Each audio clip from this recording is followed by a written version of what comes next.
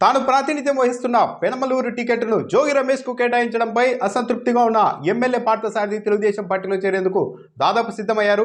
ఆయన ఇటీవల వచ్చేస్తున్న వ్యాఖ్యలు కూడా అందుకు బలాన్ని ఇస్తున్నాయి. ఈ నేపథ్యంలో పార్థసారథి పైన వైసీపీ కూడా కౌంటర్ అటాక్ మొదలుపెట్టింది. పార్థసారథి విమర్శలు చేస్తూ ఉన్న నేపథ్యంలో ముఖ్యంగా పార్థసారథికి అనుకూలంగా ఉన్న అధికారులపైన ప్రభుత్వం దృష్టి సారించింది. తాడిగడప మున్సిపల్ కమిషనర్ ప్రకాష్ రావును బదిలీ చేసేందుకు రంగం సిద్ధమైంది.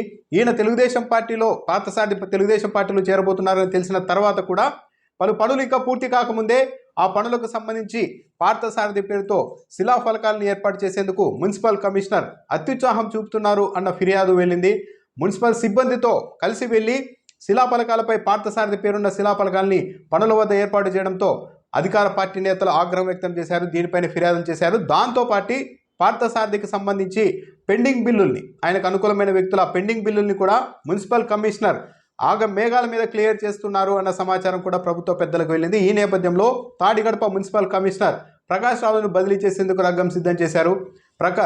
పార్థసారథికి టికెట్ నిరాకరించిన తర్వాత ఆయన ప్రభుత్వం పైన విమర్శలు తీవ్ర స్థాయిలో కాకపోయినా కూడా అసంతృప్తి వెలగక్తూ విమర్శలు మొదలుపెట్టిన నేపథ్యంలో అధికారులు కూడా ఇప్పుడు ఎమ్మెల్యేకి సంబంధించిన కార్యక్రమాలకు హాజరు కావడం లేదు. చివరకు సంక్రాంతి నేపథ్యంలో పందెాల బొర్ల దగ్గర కూడా అక్కడ పందాలు ఏర్పాటు చేసిన చోట కూడా పందెం రాయలు పలు జాగ్రత్తలు తీసుకుంటూ ఉన్నారు. మొన్నటి వరకు ఫ్లెక్సీల్లో స్థానిక ఎమ్మెల్యే పార్థసారథి ఫోటోలను కూడా ముద్రించారు ఫ్లెక్సీల్లో. కానీ ఎప్పుడైతే పార్థసారథి తెలుగుదేశం పార్టీ వైపు వెళ్లేందుకు సిద్ధం అవడం, ఇక్కడ స్థానికంగా జోగి రమేష్ను వైసీపీ ఇన్ఛార్జిగా నియమించిన నేపథ్యంలో ఫ్లెక్సీల్లో పార్థసారథి ఫోటోలు లేకుండా జాగ్రత్త పడుతున్నారు. వాటిని స్టిక్కర్లు అతికించి మూసివేస్తూ ఉన్నారు. పార్థసారథి ఫోటో ఉంటే పోలీసుల నుంచి కావచ్చు, అధికారుల నుంచి కావచ్చు, అధికార పార్టీ నుంచి కావచ్చు ఇబ్బందులు ఏమన్నా ఎదురవుతాయన్న ఉద్దేశంతో పందెం రాయలు కూడా ఈ జాగ్రత్తల్ని తీసుకుంటూ ఉన్నారు.